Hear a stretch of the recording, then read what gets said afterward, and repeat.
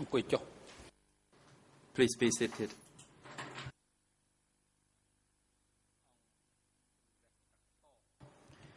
The court is now back in session, and we once again given the floor to the prosecution to continue concluding their oral presentation on the closing statements. You may proceed.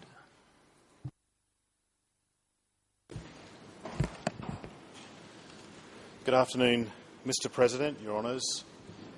We left off before lunch discussing Nguyen Chia and Khieu Samphan's contribution to the crimes that occurred during the second forced transfer of the population in Democratic Kampuchea.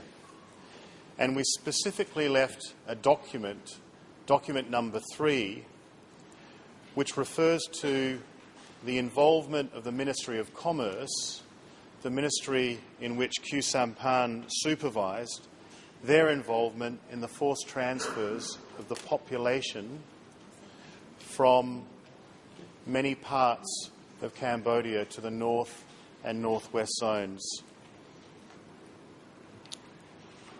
And now I would like to turn to another document which explores the role of the Ministry of Commerce further in their involvement and Khieu Samphan's involvement in maintaining this slave state. As I mentioned earlier, the Ministry exported the agricultural produce generated through forced labour. We will now show one document which demonstrates Khieu Samphan's supervision of the Ministry's collection of the produce from the CPK's slave camps. Your Honour, if we look at this document on our screens, it's a ledger issued by the Ministry of Commerce on the 8th of March 1977. On the first page, it contains an annotation, "Send a copy to Brother Hem today, signature 10/3, 10th of March. As we know, Brother Hem is Khieu Samphan. Your Honours, note that in just 1 week, from the 1st to the 7th of March 1977, the Ministry received more than 2 million kilograms of rice from the southwest and west. In the same period, the east and northwest zones provided approximately 1 million kilograms of rice. Another 300 kilograms of milled rice was supplied to the centre. That is more than 3 million kilograms of rice from 4 zones for a period of 7 days. This ledger alone shows that the Ministry was holding 24 million kilograms of rice from these zones at one point in time.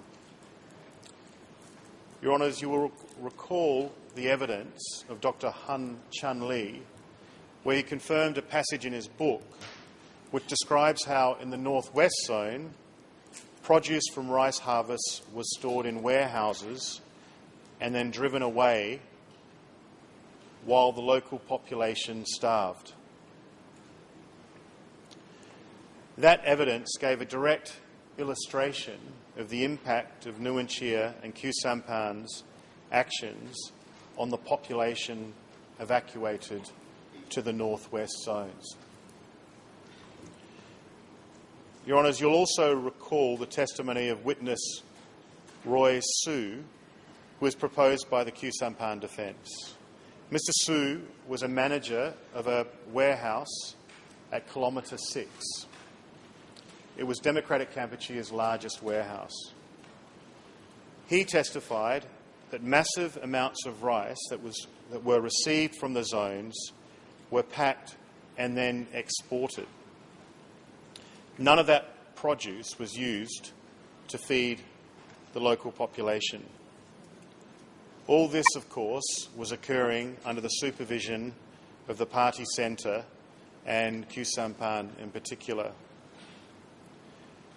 And in our written brief, we analysed more than 20 written reports which were submitted by the Ministry of Commerce to Khieu Samphan, and which deal with exports to foreign countries. In our submission, Your Honours, this evidence further demonstrates Khieu Samphan's continued participation in the system of enslavement, forced transfer and forced labour, a system within which the second forced transfer of the population took place. There's another document, Your Honours, that illustrates the involvement of both accused in the second forced transfer. My colleague discussed in her submissions telegram number 15 from Sao Pim, the Secretary of the East Zone. And if we can look at that document, it's dated the 30th of November and sent to Pol Pot, Nguyen Chia, Duan and Yem. It informs the centre of certain difficulties within the East Zone accounted in transferring people to the North Zone, including 50,000 Chams. The telegram confirms in the first paragraph that the transfer of these people was being carried out in accordance with the organisation's advice and instructions. The Nguyen Chia defence argue in their brief that this telegram or this document is irrelevant, and of course you'd expect them to say so. The document incriminates their client directly in a forced movement of people which coincides with the second forced transfer. It also proves beyond any doubt that these transfers were ordered by the CPK Centre. It states, and I quote, "The removals in principle entailed separations in accordance with your advice as per your previous discussions with us," unquote. Your Honours, here you have Sao Pim, a member of the Standing Committee, confirming his implementation of a prior party centre directive to move the people and asking the party centre for their intervention due to a disagreement between him and the North Zone. There could be no clearer proof that it was indeed the party centre, the collective leadership based in Phnom Penh, that was issuing instructions on forced transfers and even resolving any problems in their implementation.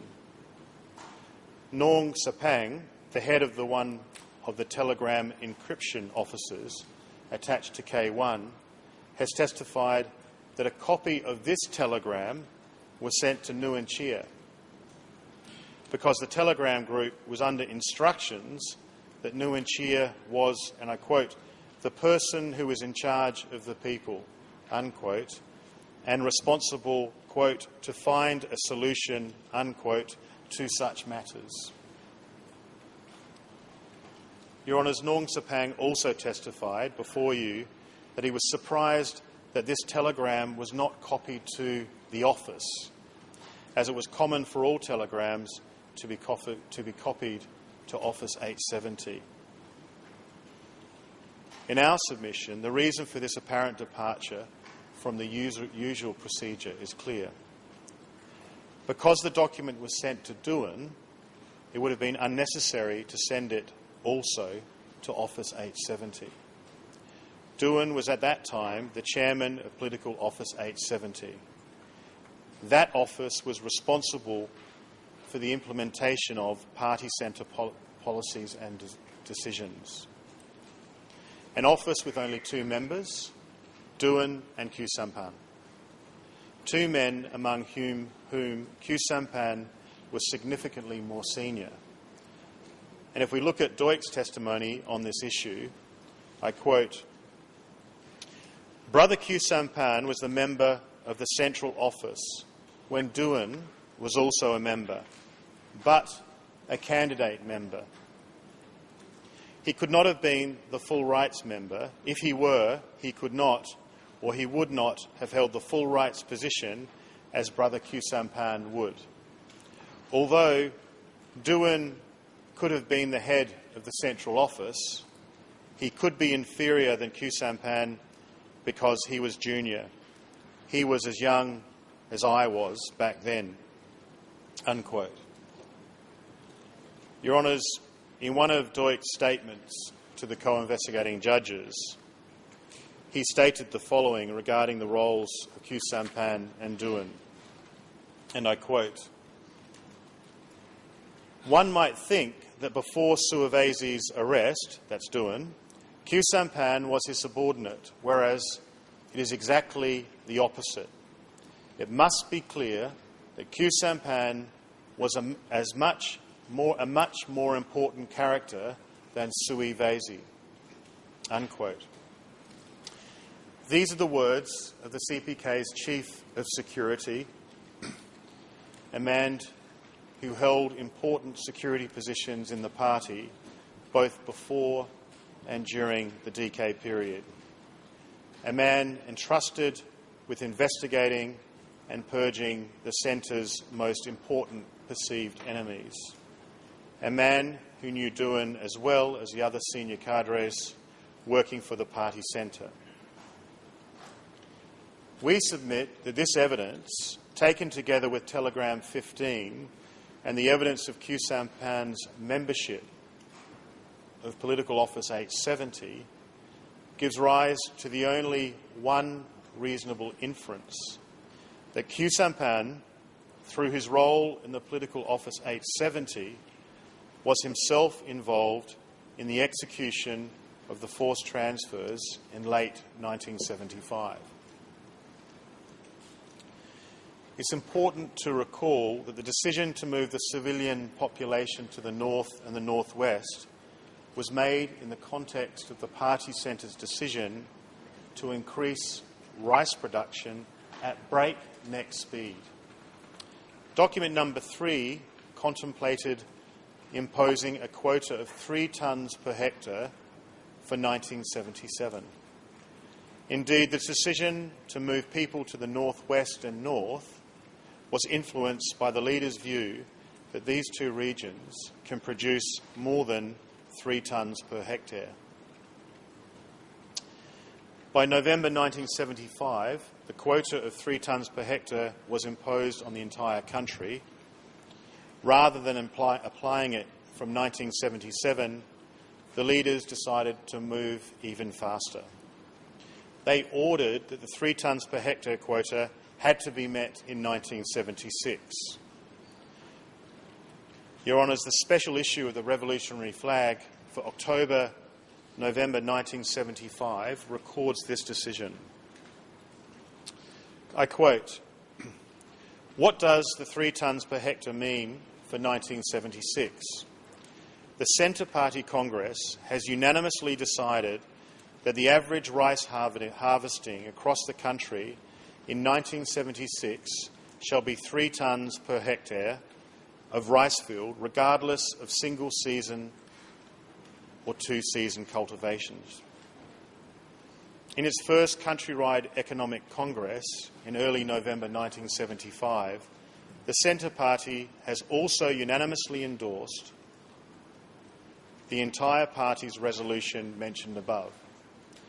Therefore, the party's resolution defining 3 tonnes per hectare has become the common resolution of the entire party, the whole population and the whole Revolutionary Army."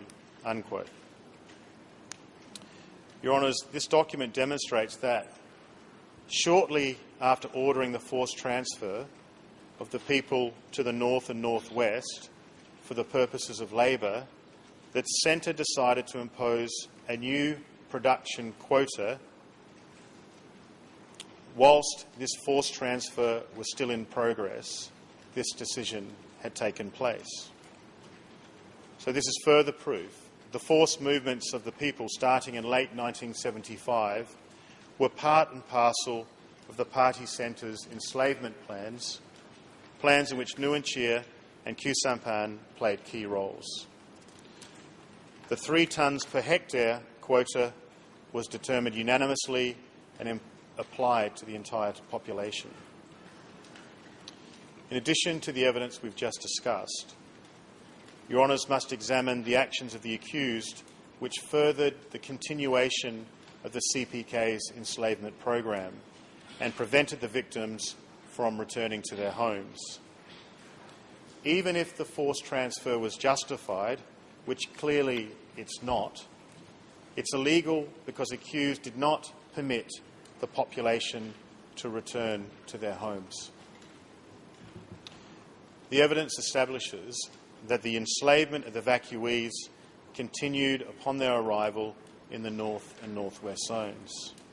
These people, predominantly new people, were deposited in cooperatives and not permitted to return to their homes.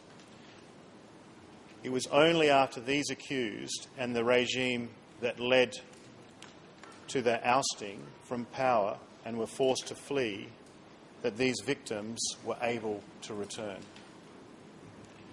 Your Honours, it's therefore necessary to consider all of the actions of the accused through the remainder of the Democratic Kampuchea period, which actions furthered the CPK system of enslavement. Those actions include participating in the work of the party centre, issuing instructions to lower levels in the CPK hierarchy through telegrams and revolutionary flag and youth circulars, conducting political indoctrination sessions in party lines, receiving and reviewing regular reports, meeting with zone, sector and district cadre to ensure their compliance with party centre instructions, and issuing public statements and speeches, justifying, furthering, promoting and endorsing CPK's enslavement policies both within and outside of Cambodia. Evidence of these activities, Your Honours, is discussed in detail in our written brief.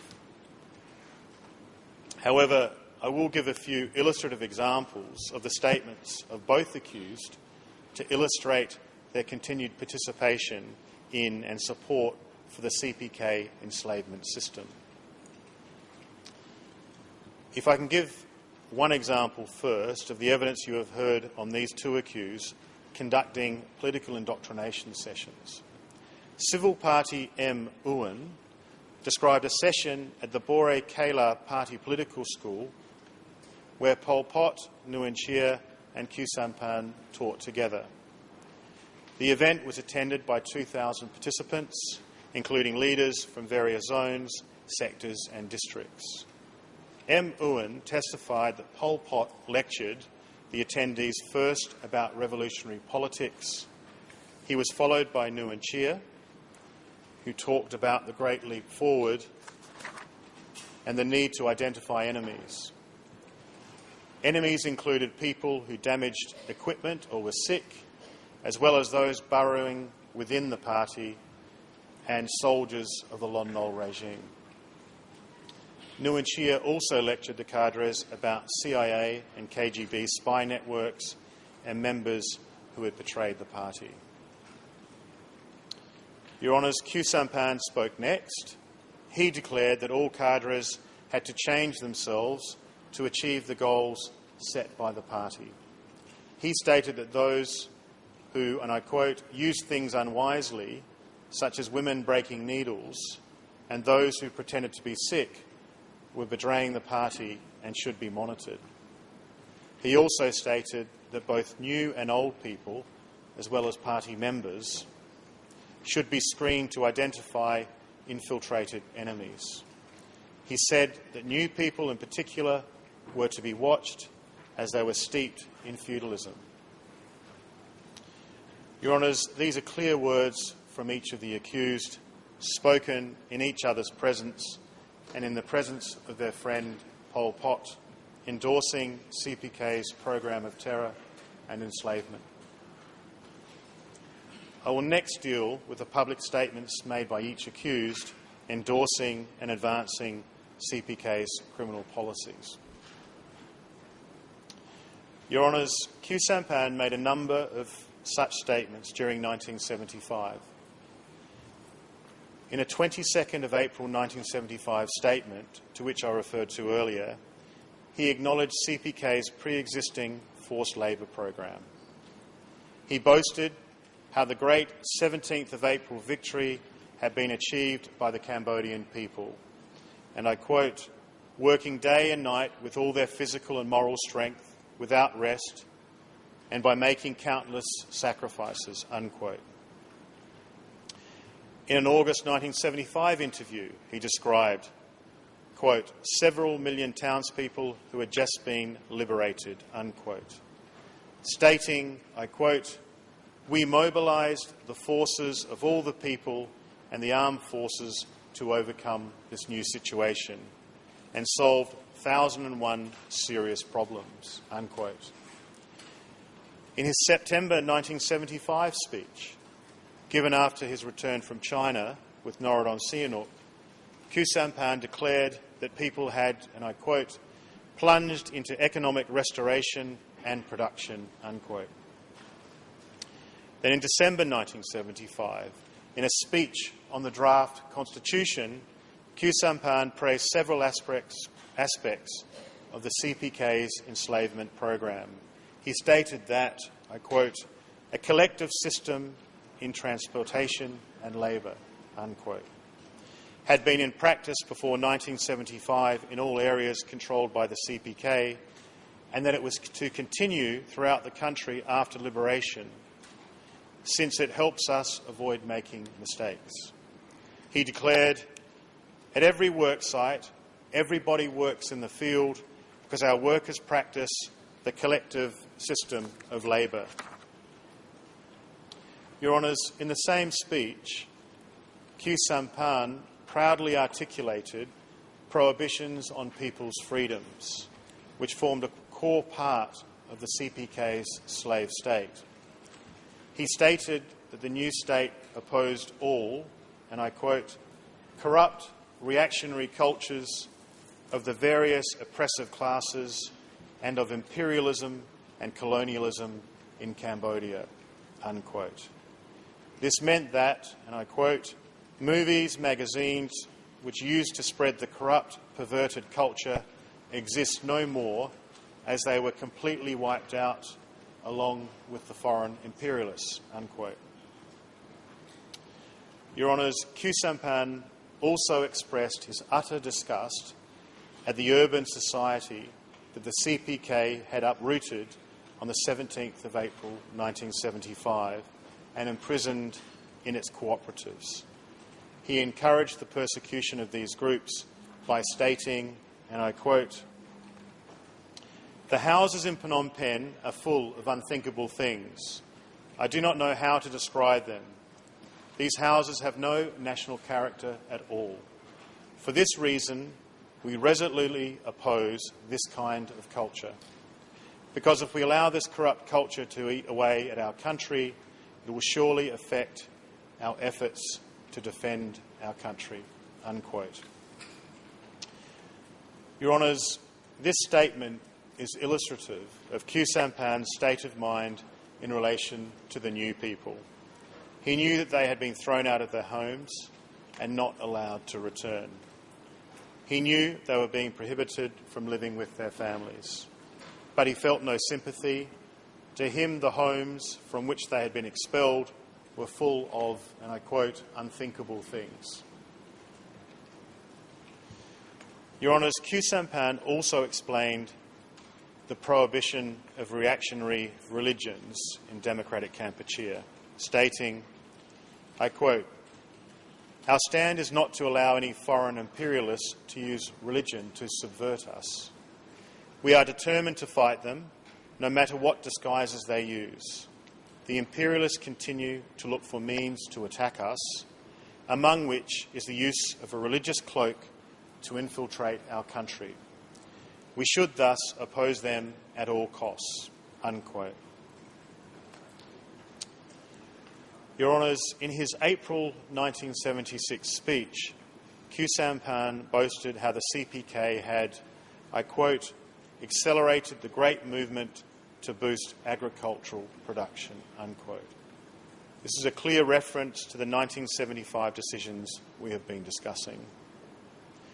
In April 1977, he praised the CPK's mass forced labour projects, stating in his speech, and I quote, "Each construction site of a reservoir, canal or dam is manned by as many as 10,000, 20,000 or 30,000 or even 30,000 workers," unquote. All of the work conducted on those sites was performed by hand because that is what the party centre decreed. In Khieu Samphan's own words, quote, "We have no machines. We do everything by mainly relying on the strength of our people. Though barehanded, they can do everything," unquote. He noted with approval the transfers of Progressive Corps to help complete work on other fronts in every region, sector and district, a direct reference to CPK's practice of forced transfers of the population. Your Honours, Khieu Samphan also supported the use of children as slave labour. Children could not attend school because the schools had been abolished. They were separated from their parents and sent to work in the fields. But, according to Khieu Samphan, they were joyful, and I quote, "Our children are happy with driving sparrows away from the crops, tending cattle and buffalo, collecting natural fertiliser and helping to build dams and embankments and dig reservoirs and ditches. Our children have made great progress. They are well trained in manual work and farm chores," unquote. Mr. President, in the same speech, Khieu Samphan acknowledged that the slaves' food rations were allocated by the state. An example of his willingness to promote the CPK policies using the most outrageous falsehoods, utterly indifferent to the reality of the tremendous human suffering that was denied. He described the daily rice ration as being, and I quote, 3, 2.5 or 2 small tin cans, unquote. He claimed that, I quote, "On average, they now eat dessert 3 times a month, which is sufficient to take care of their health and fatten them up," unquote. Your Honours, Khieu Samphan also saw firsthand the slave labour conditions in which people lived. For example, in late 1975 and early 1976, he travelled with Norodom Sihanouk to the North Zone.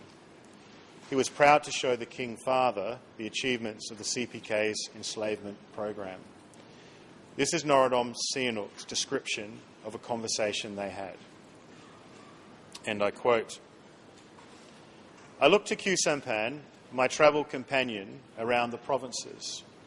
I managed, thanks to some clever words, to extract astonishing confessions from him. For example, he told me, ingeniously, during the first months following the liberation, men and women were hitched to carts to plough rice paddies, instead of oxen and buffaloes, which were in short supply," unquote. This is a clear admission by Khieu Samphan of his contemporaneous knowledge of and support for CPK's enslavement and forced labour program, even while the second forced transfer was ongoing.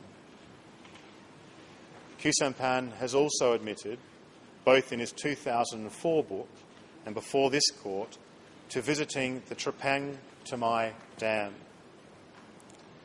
This site is located in what is today the Banteay Manche province, and during the DK period it was located in Sector 5 of the Northwest Zone, the zone to which the largest number of victims were sent in the second forced transfer. Thousands of new people, including children, were forced to perform slave labour at Trapang Tamai. Many of those people were evacuees from Phnom Penh. Many of them died at Trapang Tamai Dam from starvation, disease and execution. Khieu Samphan's visit to this site is a key and significant contribution to the ongoing enforcement of the CPK enslavement program. Your Honours, I will now turn to Nguyen Chia's further contributions as Deputy Secretary of the CPK Standing Committee. He played a crucial role in the creation and enforcement of the CPK's enslavement program. He's admitted writing revolutionary flag circulars, which, as we have seen, contain extensive elaboration of CPK party lines and instructions to cadres on their implementation. Like his comrade Khieu Samphan, Nguyen Chia also furthered and promoted the enslavement program in his public statements. In a January 1977 speech on the 9th anniversary of the Revolutionary Army, Nguyen Chia stated, and I quote, "Why should we continue to correctly perform our tasks? We are doing this for the defence of democratic Kampuchea, the Cambodian workers and cooperative peasants. In the coming decade, century, millennium, the next 10,000 years and forever. We are doing this to build our democratic Cambodia by leaps and bounds. This is the reason we should perform our tasks." Unquote. Your Honours, he then went on to boast about the state's determination of food rations for the enslaved population and acknowledge the reports which the leaders were receiving on the implementation of their program. And if I quote, "After the war, we encountered some difficulties. However, these problems were all solved. Then we had another problem. Could we solve it? Did we achieve the 1976 plan? Were we able to apply the rice rationing orders prescribed by the state? The first order allotted 30 kilograms, the second 25 kilograms, and the third 20 kilograms of rice per person per month. These orders were prepared according to the nature of the work of each person. Could we follow these orders? According to reports received early this month from every region, and according to our findings after visits to each of our bases, we realised that these orders were appropriate."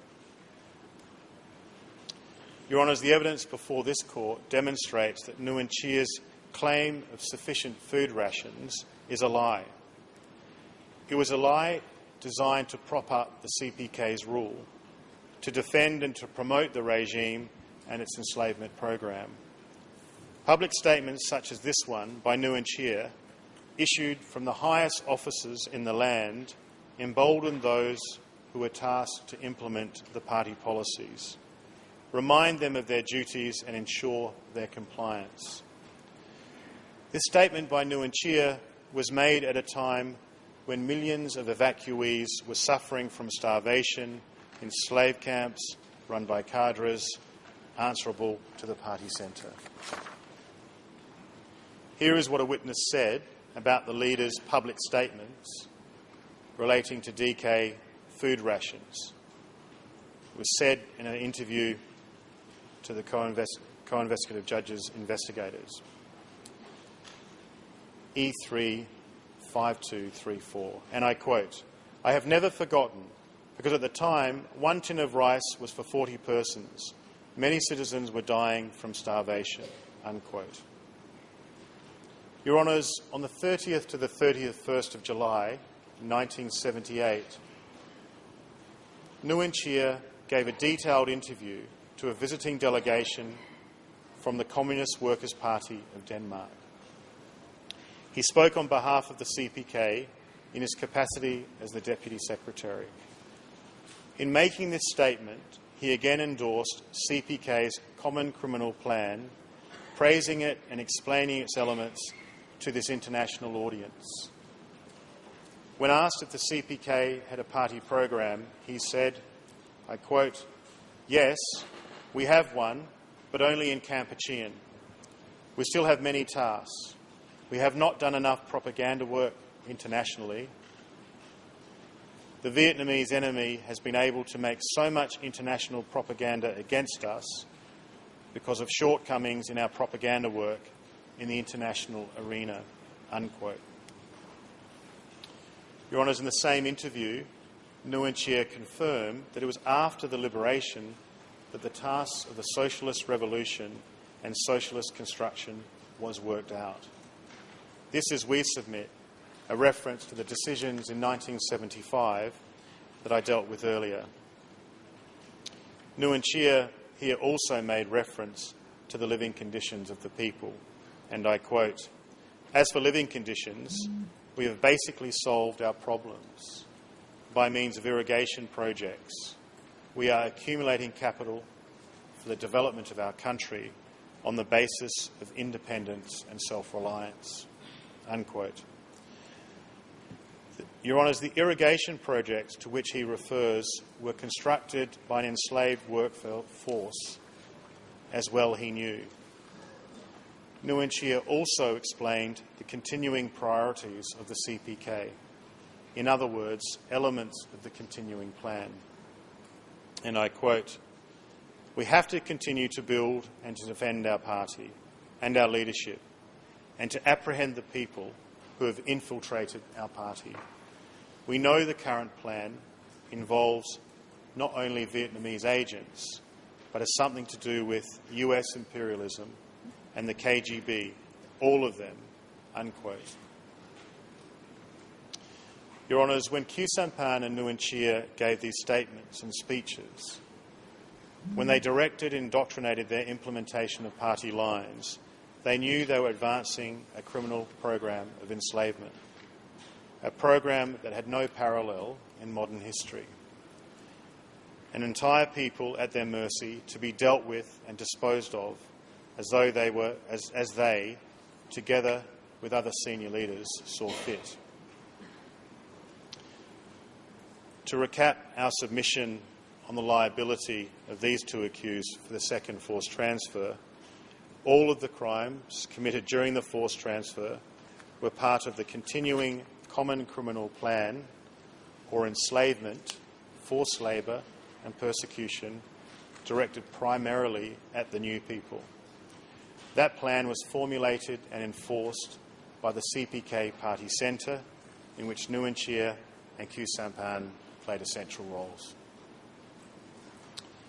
Your Honours, to bring our minds back to the sheer dehumanisation and enormous suffering wrought upon the victims by the Party Centre's decision to carry out the second forced transfer, allow me to quote Philip Short, who wrote, and I quote, "The timing was terrible.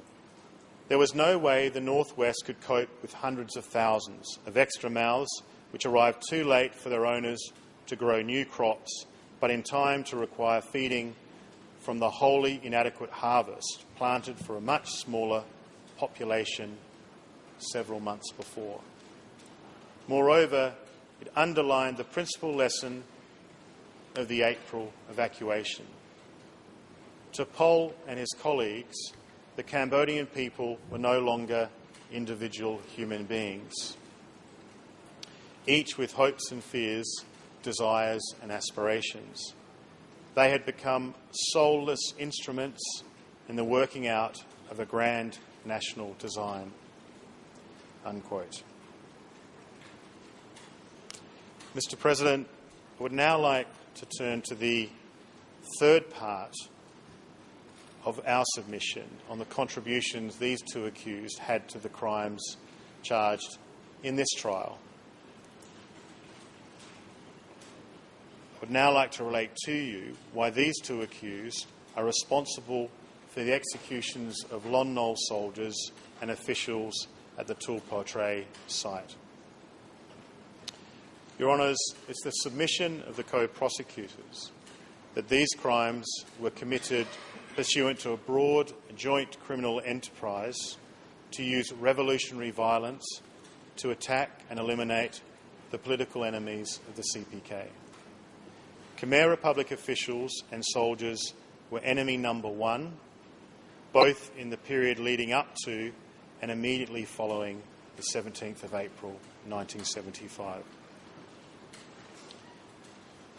The evidence has proven beyond a reasonable doubt that both Nguyen Chia and Khieu Samphan contributed to and agreed with the plan to use violence to eliminate the enemies of the party, and that the accused knew of and agreed with the targeting of Lon Nol officials and soldiers as one of the groups of enemies to be searched out and eliminated by the CPK.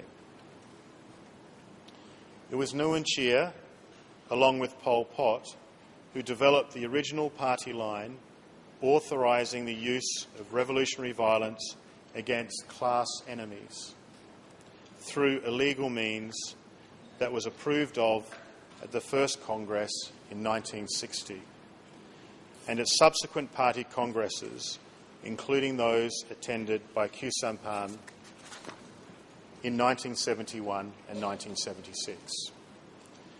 Nguyen Chia confirmed his agreement with this core party line in a speech he gave to a mass rally on the 16th of January 1977, on the occasion of the 9th anniversary of the CPK. And I quote, "We held the well-defined stance that to crush and overthrow the US imperialists, their lackeys, and all the exploiting classes, political action alone would not succeed. After 1960, our revolutionary organisation clearly decided that political action and armed violence must be used to overthrow and crush the enemy," unquote.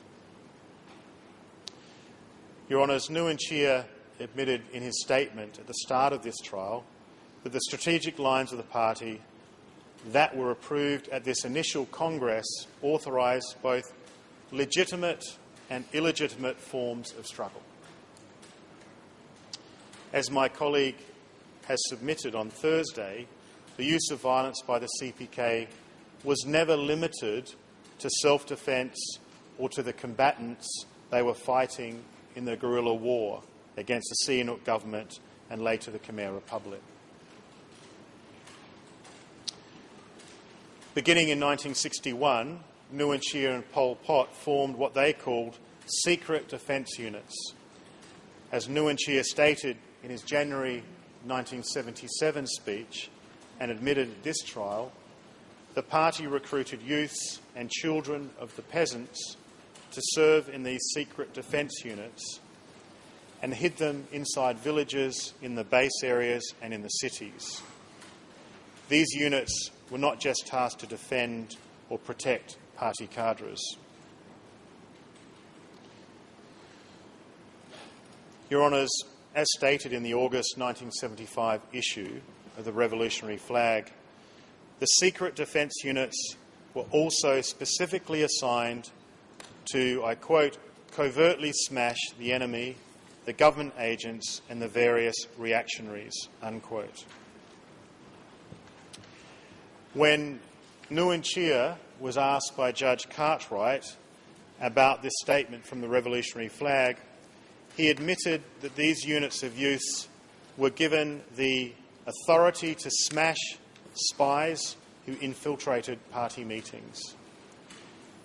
This was also a practice known to Khieu Samphan, who admitted in a statement read by my colleague last week that, I quote, "The local authorities' secret agents who were caught spying on important party meetings were sometimes tied up and physically eliminated," unquote.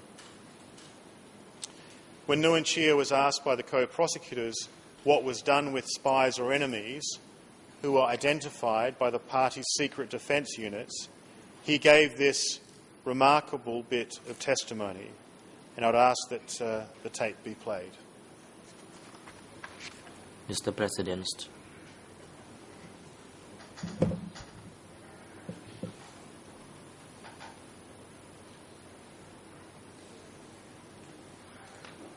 concerning this issue,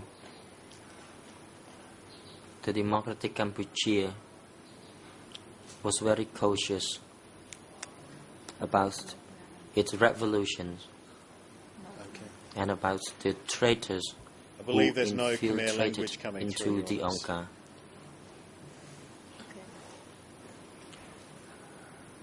As a result,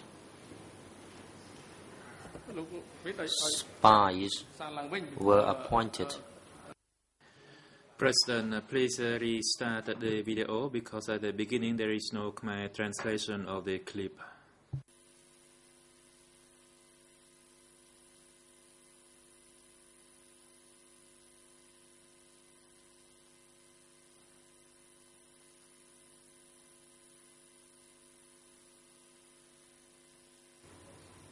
Mr. President,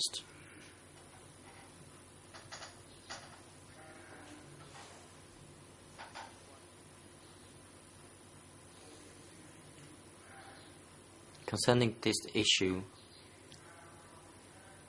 the democratic Cambodia was very cautious about its revolutions and about the traitors who infiltrated into the Angkar.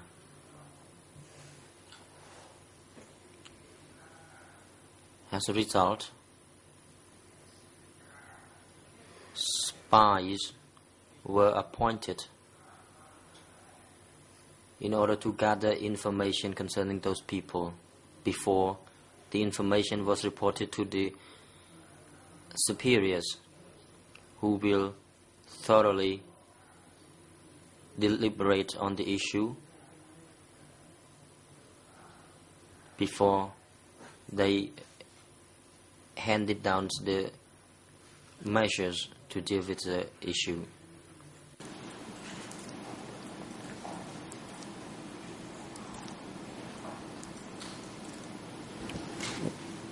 I'm sorry, who is it that would deliberate on what measures would be taken against such spies?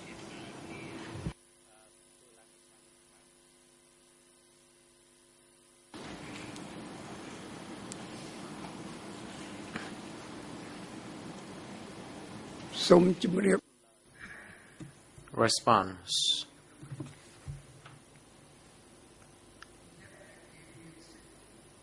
Those people who were vested with authority to do that were those who were tasked with spying and observing people whose activities were suspicious or whose activities were regarded as activities of those who infiltrated in the party.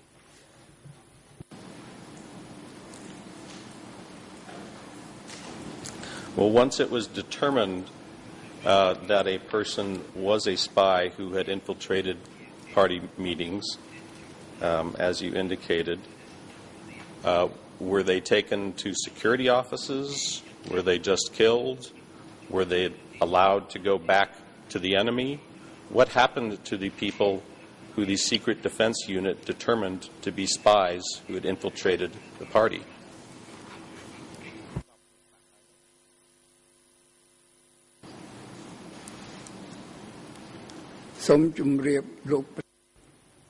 Response.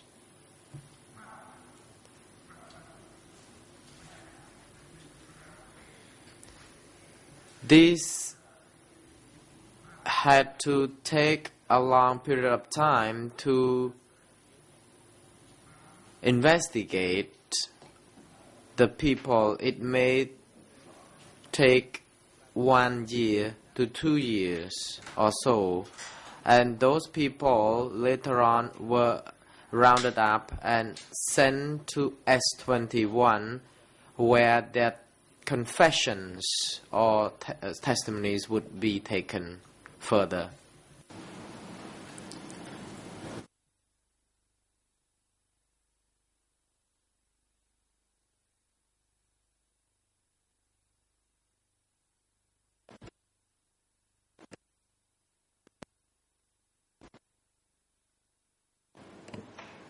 Right, I think we're fine now. Your Honours, at this point of the examination with Nguyen Chia, following that, he seemed to realise the implications of his statement, and when asked the very next question that wasn't on the video about pre-75 security officers, he retreated to his stock pre-planned trial response, which was, I quote, I do not know this clearly because I'd never been in charge of the security. My role was to oversee Assembly affairs." Unquote. Your Honours, I bring you back to the evidence because it proves there was a common understanding and agreement shared by Nguyen Chia and Khieu Samphan and the other CPK leaders about the use of violence by unlawful means to eliminate persons considered to be enemies, spies or traitors. By any measure, the use of violence by the CPK was far outside the bounds of self-defence, military conflict or a legitimate judicial process. The party line to use revolutionary violence to attack and smash enemies did not stop when the war against the Lon Nol government ended and the CPK assumed power on the 17th of April 1975. Had the CPK's extrajudicial killings and use of excessive and unlawful violence stopped on the 17th of April 1975, Your Honours, of course, we would all not be here today. But of course it did not stop. It accelerated. It got worse. It got much worse.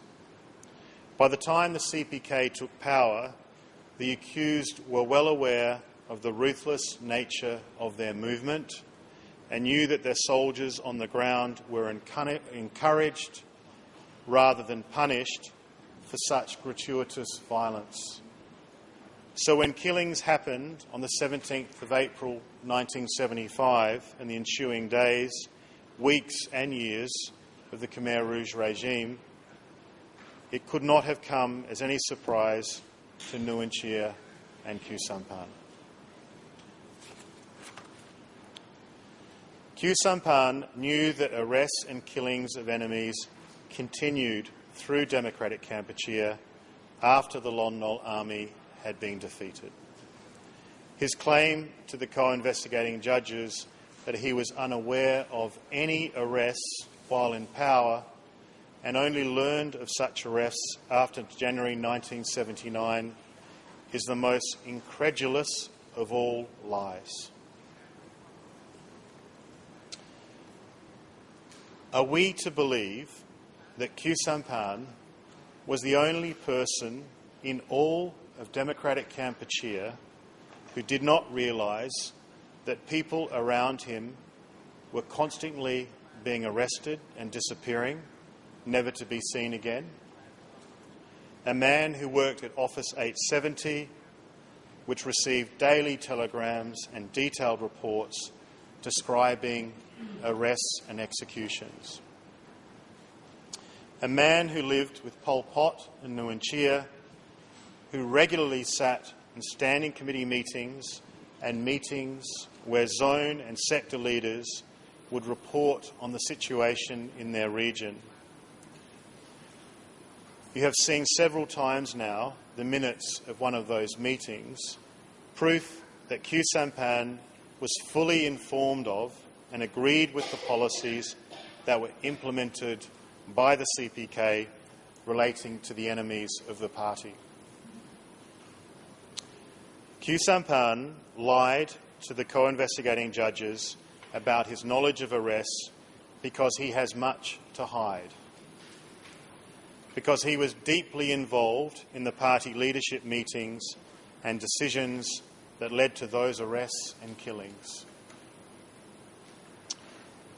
Your Honours, as for Nguyen Chia, he makes clear in his recorded interview his knowledge of and agreement with the execution of enemies.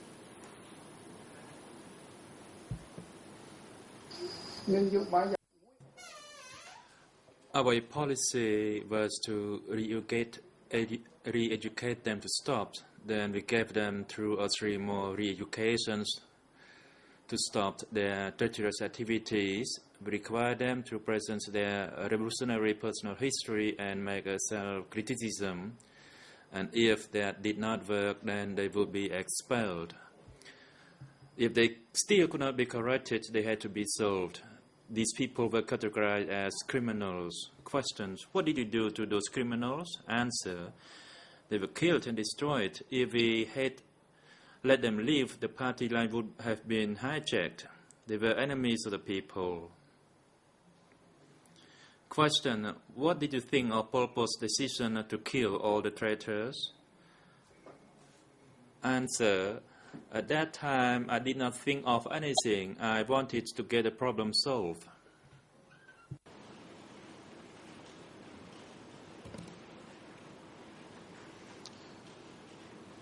Mr. President, that, in fact, tape goes on where he states that it was the correct solution.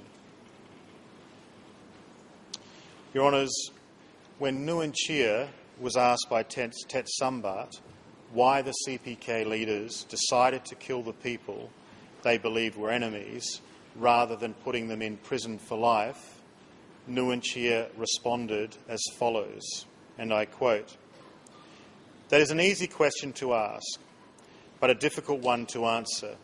But at that time, we had no proper prisons, and if we kept them, they would spread and produce their eggs, and many more would have been killed." Unquote.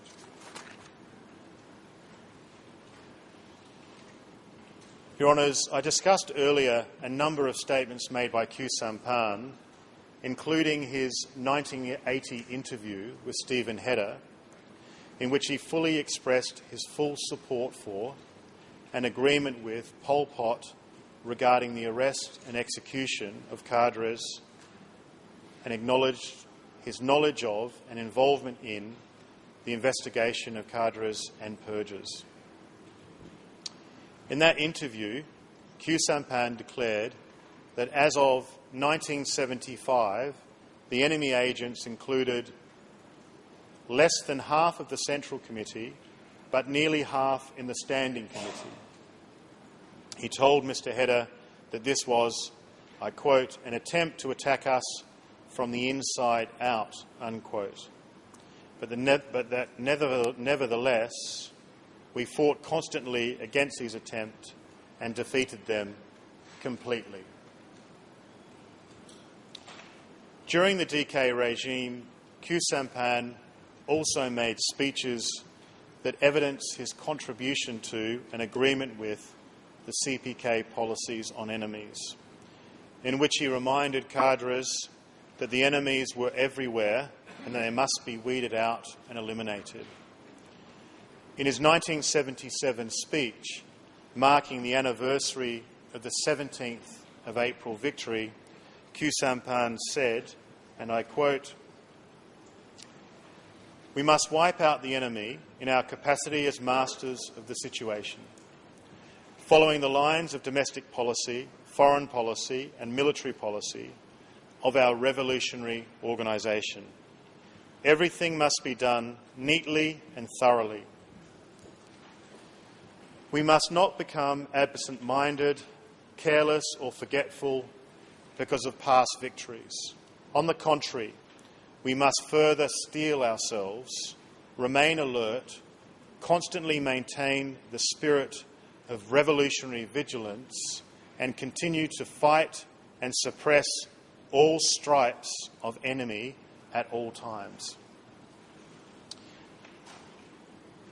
Your Honours, the following year, in April 1978, Khieu Samphan again called for the annihilation of enemies. He stated that, and I quote, "The party has assigned each of us daily activities so as to completely and forever eliminate the aggressive enemies of all stripes, particularly the expansionist and annexationist Vietnamese aggressors from our Cambodian soil." He endorsed the party centre's directives, calling for the smashing of enemies, stating, and I quote, "Only by implementing the party's lines can we defend our country against both internal and external enemies. All our units throughout the country must continue constantly to rise high the sense of revolutionary violence," unquote. Your Honours, at the mass meeting where Khieu Samphan delivered this speech, the cadres resolved I quote, to exterminate resolutely, unquote, all Vietnamese and CIA agents from all our units and from Cambodian territory forever. When Khieu Samphan was asked by the co-investigating judges whether he agreed with the content of these speeches, he stated, I quote, "Generally I agreed with the content because there was an ultimatum imposed by Vietnam in May 1976. But on certain points I disagreed with what was said in the speeches. For instance, for the elimination of currency, which resulted in the absence of small industry or handicraft developments." Your Honours, other evidence also proves the accused's contribution to and agreement with the CPK policy to eliminate enemies. As you have heard from a number of witnesses, over the course of this trial, both Khieu Samphan and Nguyen Chia regularly conducted political education sessions at which they indoctrinated and instructed party cadres on the policy and discussed the arrests and confession of accused traitors such as Khoi Tun. The CPK Secretary of Tram Kak District, Pek Chim, testified that Nguyen Chia conducted a month-long political training session for district secretaries across the country, and that it was through Nguyen Chia's instruction that he and the other district secretaries knew who the enemies were. Both Nguyen Chia and Khieu Samphan also contributed to the CPK criminal plan by participating in meetings of the Central Committee where decisions were made on the party policy relating to enemies, such as the 30th of March 1976 decision on, I quote, "the right to smash inside and outside the ranks," and the June 1978 decision revising the policy on CIA, KGB and UN enemies. Your Honour, I see the time is almost 20 to 3.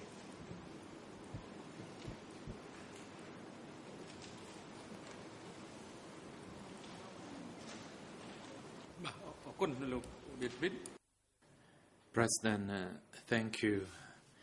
The chamber will now take a 20-minute break and return at 3 p.m. to continue the proceeding. សូមអញ្ជើញក្រោកឈរ